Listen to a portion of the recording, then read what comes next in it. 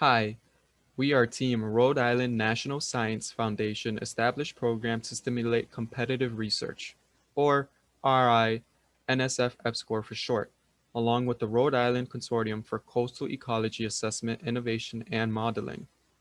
Our project is Drones and the Bay, a program for mapping water currents using drone footage.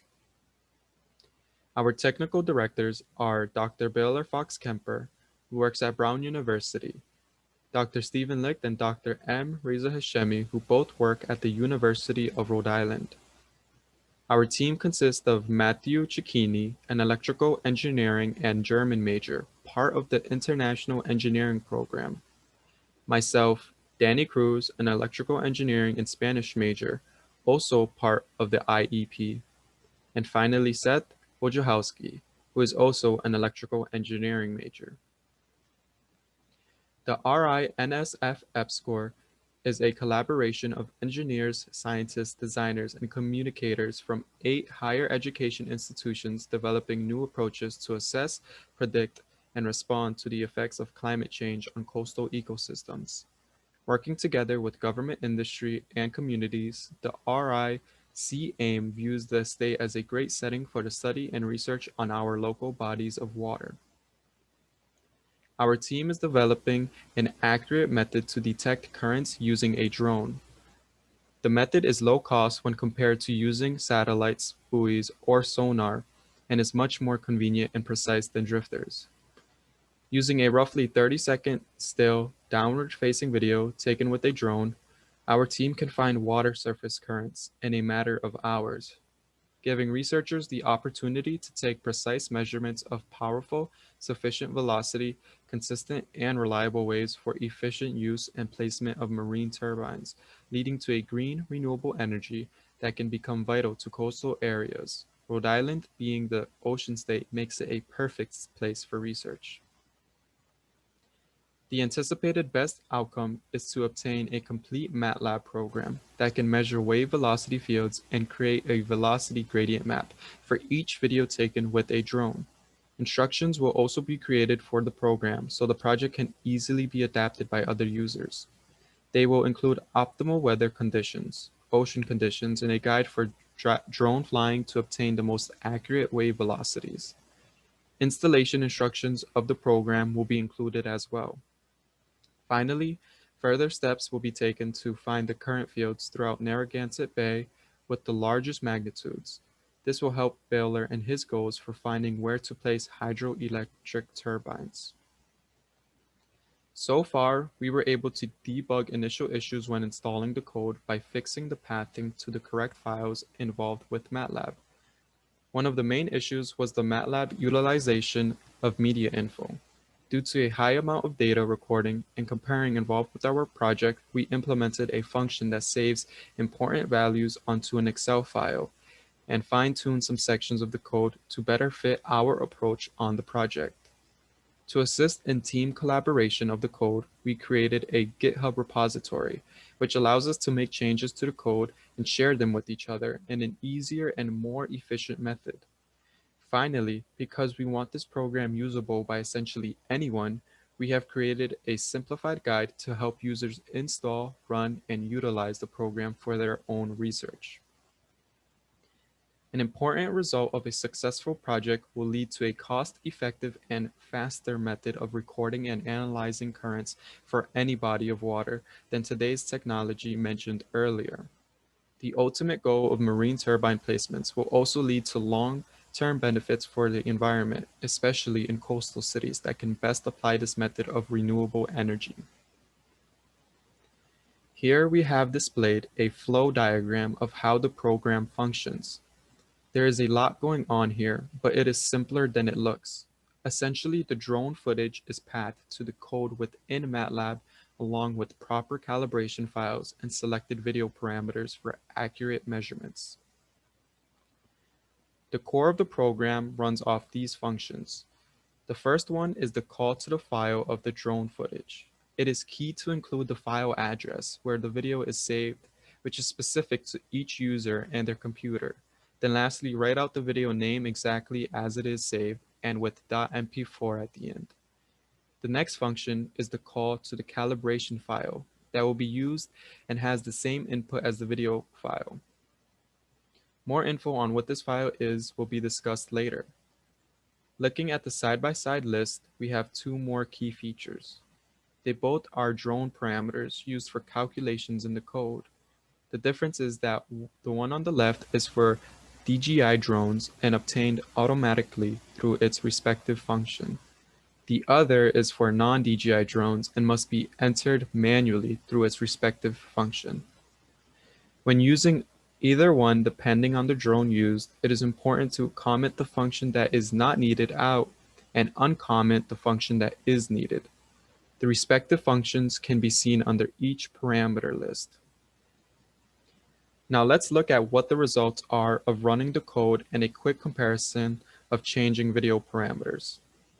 Looking at the top image on the left side, we see the first step in the code analyzation. The code creates a window dissection using a frame from the footage. In this image, there are 50 windows, which is the default for any video where the square size parameter is left blank. Each window analyzes wavelengths across X number of frames during the time length of the footage, which can be changed by the user within the code. Longer times equates to a longer process with more accurate results and vice versa. However, picking too long of a time frame costs more and is redundant at some point, and choosing too short of a time frame loses a lot of data. The bottom image is the result of the code and what we are looking for when mapping currents. We can now compare it to the right side where the square size parameters is changed from a blank value to 15 and results in 32 windows. Similar to changing time length, more windows result in a longer process time and accurate data and vice versa, but has the same consequences. For research purposes, it is important to determine the best video parameters that are cost and time effective. Details on how to navigate this will be included in the manual. As we continue our project, I will be processing the footage we record due to the processing power of my computer, while also keeping an organized system of saving results and comparisons. These videos can take anywhere from 30 minutes to a couple of hours to process, so avoiding potential crashes in Matlab is imperative. Since I will handle this component, I need to also find the best parameters to use for each video we record in order to keep it cost effective and provide accurate data. Understanding what each parameter does and its effect will be a focus area. Team collaboration is also important when I need to know the drone parameters and getting proper calibration files/settings. Otherwise, this can drastically impact results and lead to a lot of lost time and inaccurate current maps, which would lead to many consequences. Placing the marine turbines in optimal locations is the most important result of our project. I will now pass it off to Matthew Cicchini, who will discuss his contributions. Thank you, Danny. Hello, everyone. As Danny mentioned, my name is Matthew Cicchini. And just to go over again, here's a quick block diagram of how our code runs. So my main focus on our Capstone project has been creating a user manual that documents everything that we do so that when we are finished, the program can be easily adapted by any user. I cover completely how to download the files as well as all of the required programs in order to run them. The user manual also covers all of the data that the user needs to input, where it can be found, and how it needs to be input. I also go over all of the calculation variables and what changing them can do to the program. So here on the right, you can see 3 different charts, all of which are for the variable sq_size_m, which determines the size of the squares your video is processed in. Each chart is for a different resolution size, as drone videos can be recorded in a variety of different resolutions. We've mainly focused on or recorded in the 1920 by 1080 and the 3840 by 2160. This leads me into my next major accomplishment, which was figuring out how to calibrate the program to run these different video sizes. This is done by recording a secondary video using the same drone you recorded the waves in of a known sized object. And I'll explain that in a sec. So as you can see here, here, the video on the left shows the full length of a building. And after taking this, the only thing we needed to know now is the length of that building, which was around 25.4 meters. The video on the right is just one of the videos taken that we analyzed, but we needed the calibration file in order to analyze it, and which Seth will go over later. So the reason we need a video of a known size object is that when we run through the calibration script, we need to know the size to pixel ratio to calibrate the FOV, field of view, measurements. So as you can see here on the right, this is a snippet of the calibration process, which shows a red line indicating the length of the building. The program then assesses what the building's length is and takes a guess based on the drone's metadata, and then you give it the actual length of the building, which then it will go and recalculate the FOV measurements and create a new calibration file for your drone, which you can see in the bottom left corner. So using this, we can analyze any footage from any drone with any resolution. My future goals for the project, I plan to keep fine-tuning the code to work more efficiently on our computers and anyone else's computer, and for the program to become more user-friendly. As the project develops, I also plan to implement any of the features that our team needs or that we deem useful. I also plan to record all of our inputs, put them in the user manual so that anyone and everyone will be able to use our program.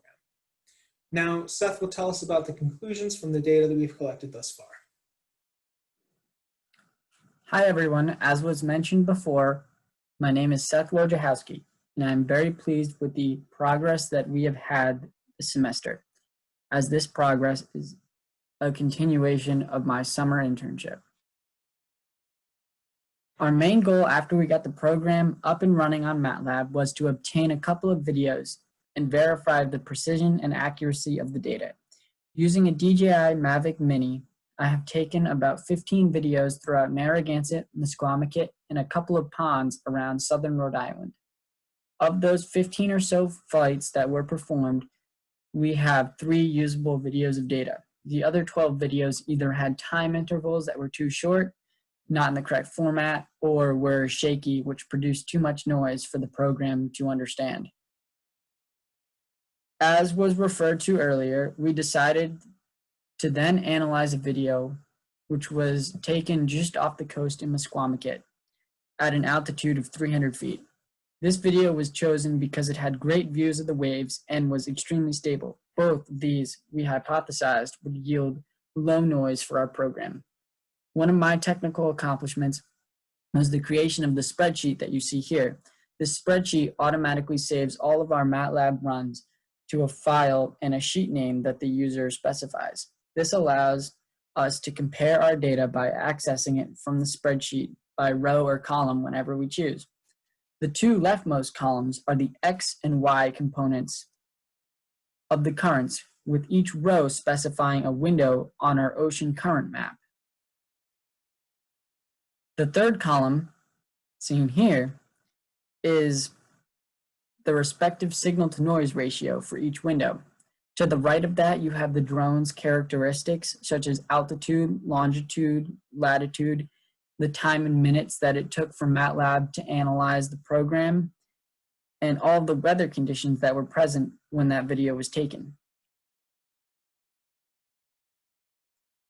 After creating this spreadsheet, my goal was to figure out which time interval of video to analyze for future flights that would yield precise data. This is necessary since a 30-second video takes my computer 2 hours to analyze, and a 5-second video takes my computer about 7 minutes to analyze, with the precision of the currents varying widely for each video time. Our metric of comparison was to use the average of the signal-to-noise ratios for each time interval. Our hope was that the signal-to-noise ratio would correlate to the precision of the data. This graph shown here, along with a graph of the difference in the precision of the currents at each time interval, showed us that our data was precise down to 1 minute. Down to 0.1 meters per second. So on the bottom here, you have the time interval of each video, and here you have the signal to noise ratios of each time interval with the standard deviations for each, shown as a bar. So as you can see, after about 10 seconds, our signal to noise ratio seem to be a little bit more accurate, but the standard deviation is too high for us to be comfortable with. And this correlated with our a graph we had of the precision of the currents, which showed us that around 10 seconds, our currents also became imprecise any lower than 10 seconds. So far, we've taken videos at Mesquamaket Beach and the URI Bay campus. At the URI Bay campus, our videos were taken with a different drone, which did not have a gimbal to stabilize the videos. These videos were unusable, and Dr. Lick, another one of our technical directors, has ordered a new one. At the start of the semester, we plan on taking videos at Ninigrit Pond and on the Narrow River. Dr. Hashemi, our third technical director, has an ocean model, which you will see on the next slide. This ocean model focuses on the two locations, Ninigrit Pond and Narrow River. This will give us the ability to assess the accuracy of our program. So as you can see here, down in Mesquamaket is where we got precise video data. Over up at the Bay campus, unsuccessful data, and red, Charleston, down in Charleston at the Ninigrit Pond Breachway and the Narrow River. Those two are where we would like to take video. Now, moving on to what we hope to obtain in the future. This, seen on the right, is Dr. Hashemi's model of the Narrow River. This video shows the ocean currents over a couple of days. You can see when I play the video that the currents switch direction each time the tide changes. We will use this to gauge the correct sun angles that yield the most accurate data, as well as the best point in the tidal cycle that gives us the most accurate data. We will do this by taking around 30 to 40 flights over the course of one day. Once we have verified the accuracy of our program, our focus will be to find the best weather conditions which give us the most accurate data. This will consist of flying in many different spots around the bay to try to find how the signal to noise ratio correlates with the accuracy, and to also find any other metrics that show us whether or not our videos are accurate. Our hope is to find places throughout the bay where Dr. Hashemi can place hydroelectric turbines. We hope that we can help shape the future of green energy in Rhode Island. Every little bit helps. I would like to thank Dr. Hashemi for showing us his ocean model, which will allow us to verify the accuracy of our data. I would also like to thank Dr. Lick for his drone expertise, as we plan to do many flights next semester, and he has helped us with a few flights this past semester. I would like to give a huge thank you to Dr. Baylor from Brown University, who through many discussions has taught me more about the ocean than I ever needed to know, and who has been a great help in keeping the momentum of our project going. Lastly, I would like to thank Dr. Sunak for giving us the opportunity to continue my summer research.